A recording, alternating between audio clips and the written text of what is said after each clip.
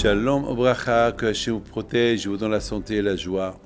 Je ne sais pas si vous avez entendu parler de quelqu'un qui s'appelle Nahum Ish Gamzo, un grand tzaddik, à l'époque de Rabbi Shimon Bar Yochai, peut-être avant, après, à l'époque des Romains.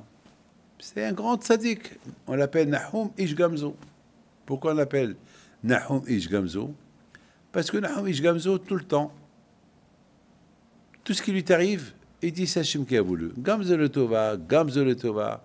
C'est pour ça qu'on dit, on l'appelle Nahum Ish Gamzo. Il disait tout le temps Gamzo le Tova. Même ça, c'est Hachem. Même lorsqu'il y avait du mal qui lui arrive, il disait c'est Hachem qui a voulu. Tout vient d'Hachem.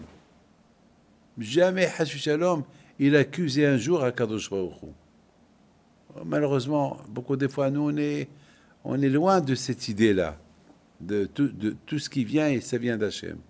Il faut avoir cette idée que tout ce qu'Akadosh Baruch Hu il apporte pour le bien. Gamzo le Tova, Gamzo le Tova. Ah, mes amis, une fois, il arrive avec son cheval, avec son âne. Il avait la marchandise, il arrive chez lui. Et puis voilà, il y a un pauvre qui lui dit Adonai, maître, j'ai faim.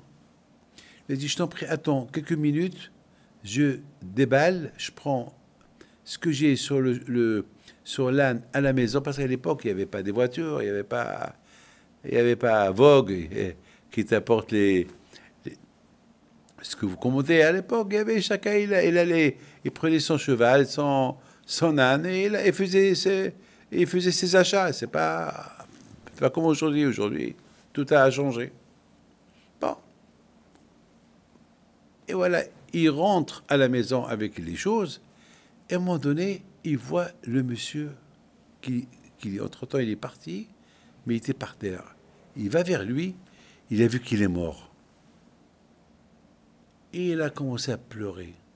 Et il a commencé à dire, c'est moi qui l'ai tué, c'est moi l'assassin. Le pauvre, il avait faim.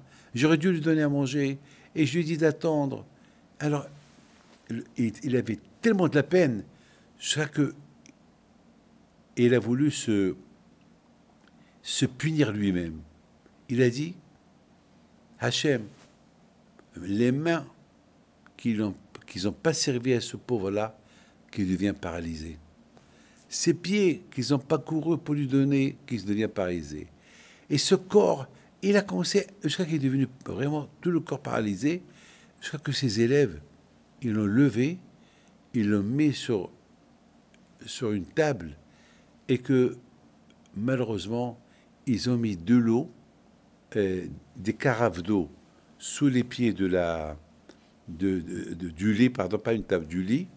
Comme ça, les fourmis, parce que les fourmis, ils montaient sur lui, ils le griffaient, mais là, avec l'eau, ils ont mis les pieds du lit dans les carafes, donc les fourmis, lorsqu'ils rentraient, ils voyaient l'eau, ils partaient. Alors, il y a un grand rabbin, Rav Michael Peretz, de Mexique, il pose une belle question. Il dit, mais qu'est-ce qu'il a fait, Nahum Ish Gamzo? Pourquoi il s'est puni? C'est pas de sa faute. C'est pas de sa faute. Et lui, il a dit au pauvre, attends, est-ce qu'il savait qu'il allait mourir? Attends, mes amis, vous arrivez des achats, vous arrivez je sais pas moi, d'Auchan, de Carrefour, du casino, je sais pas moi, prise unique, vous avez au Sherad, vous arrivez et un pauvre qui vient chez vous et vous dit, donnez-moi quelque chose à manger. Vous dites, attendez, que je déballe, je te donne. Il n'a pas dit, va-t'en. Ah, pourquoi? Et c'est puni. C'est ça la question qu'il pose, Rav Peretz. Pourquoi Nahum Ish Gamzo, il s'est puni?